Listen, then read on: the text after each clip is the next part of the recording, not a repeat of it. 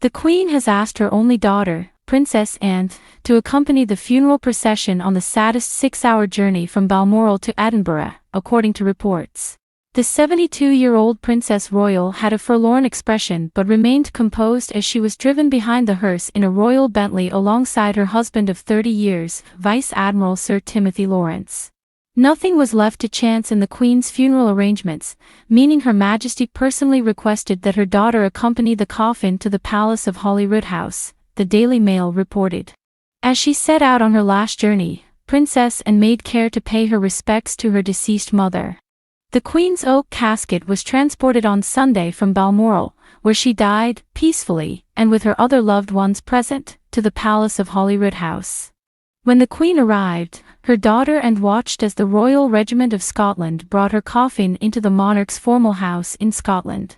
Dressed in an elegant black outfit with her hair fastened into an updo, the Princess Royal looked stoic as she bowed her head and performed a very deep curtsy, potentially her last one for her mother.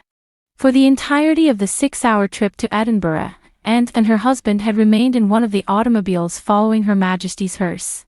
Before arriving in Edinburgh, the procession passed through the counties of Aberdeenshire, Aberdeen, Angus, and Tayside, allowing mourners to congregate in the towns and villages along the way to pay their respects. According to the newspaper, Buckingham Palace has confirmed Princess Anne will also travel to London with her mother's coffin tomorrow, when it will leave Scotland by air. Anne is regarded by many as the hardest-working member of the royal family, having completed more than 20,000 engagements. She is also a close confidant of her brother, King Charles III. Princess Anne has emerged as the new king's most important confidant as Charles struggles to adjust to his new role. She has been a constant in his life, alongside his mother, and according to sources, they are now closer than ever. They were the brothers that grew up closest. They were both teenagers when their parents' third child, Prince Andrew, started first grade.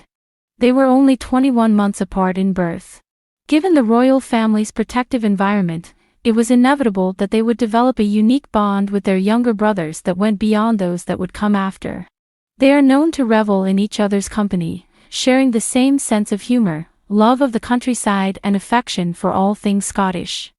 However, as an adult, Anne has also accepted her older brother's constitutional destiny as well as their respective duties.